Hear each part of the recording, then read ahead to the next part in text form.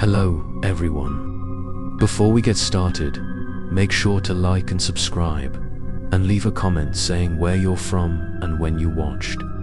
That way, YouTube will continue to show you stories like this. Now, let's get started. Jack trudged away from St. Mary's, but the morning light outside no longer brought comfort. Instead, every ray of sunlight made him feel a burning pain, as if his flesh was being burned. He knelt before the church gate, gasping for breath, the priest's twisted laughter echoing in his head. The true scary stories that the villagers had whispered to each other were now playing out in his very being. The villagers watched from afar.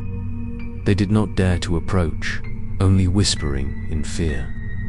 Some claimed to have seen darkness emanating from Jack's body, wrapping him like a black cloak. Others said that Jack's eyes glowed like two smoldering coals. They believed that Jack had become the new vessel for St. Mary's curse, a half-demon, half-human being. Jack tried to return to the small house. On the way, he kept hearing footsteps following him, but when he turned around, there was no one. In his head, the priest's voice whispered each word. "You will soon understand that it is useless to oppose me. We are one." Jack held his head, fell to his knees in the middle of the road, and screamed in pain. But those screams only made the villagers more afraid. They closed the door, leaving him to drown in torment. In the dark house, Jack locked the door, lit a candle, and looked in the mirror. The face reflected made him shiver. Half of it was him, but the other half was distorted, with sunken eye sockets, pursed lips, and glowing red eyes.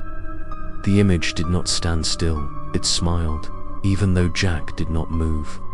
He smashed the mirror. The pieces scattered all over the floor, but the laughter still echoed from all four walls. That night, Jack was immersed in another nightmare. He saw himself standing in a sea of fire, surrounded by screaming souls, his hands bound in iron chains. In the middle of the sea of fire was the priest, his eyes shining, his voice booming. "You have opened the gate, just one more step." Jack screamed, denying, but his feet stepped towards the fire, as if controlled by an invisible force.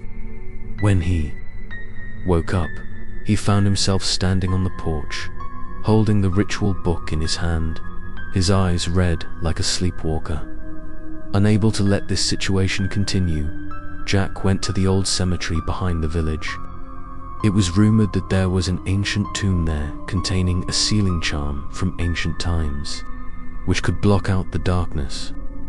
Jack groped between the mossy tombstones, the cold wind whistling through every crevice of the stone.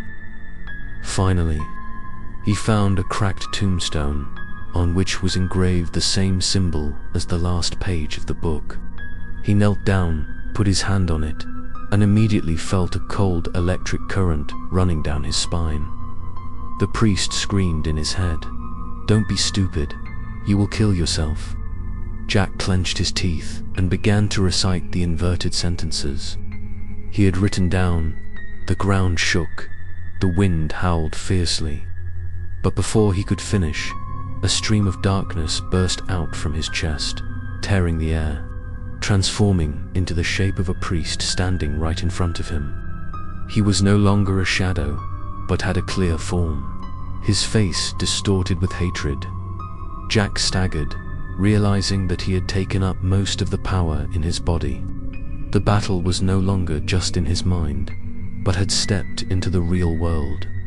Under the dim moonlight, Jack and the priest's shadow faced each other. One was thin and exhausted, but still had some humanity. The other was dark and gloomy, but had the power of 1,000 years of darkness. The confrontation began. The wind howled, trees broke, the ground cracked under his feet. Jack tried to resist, using a knife to carve blocking symbols on his skin. blood dripping down and mixing with the ground. But the priest's shadow laughed savagely, waving his hand, causing Jack to fall away. Whispers echoed throughout the cemetery, shadows rising from the tombstones, like souls being called back to serve him. Jack fell to his knees, but his eyes flashed with determination. He understood that there was no other choice. Either he would be swallowed up, or he would have to sacrifice himself completely to lock the darkness away forever. He stood up, clutching the smoldering ritual book, taking a deep breath, preparing for the biggest decision of his life. In the next episode, Jack will have to choose whether to sacrifice himself to save the village or accept the darkness to swallow him up, turning himself into the new demon of St. Mary.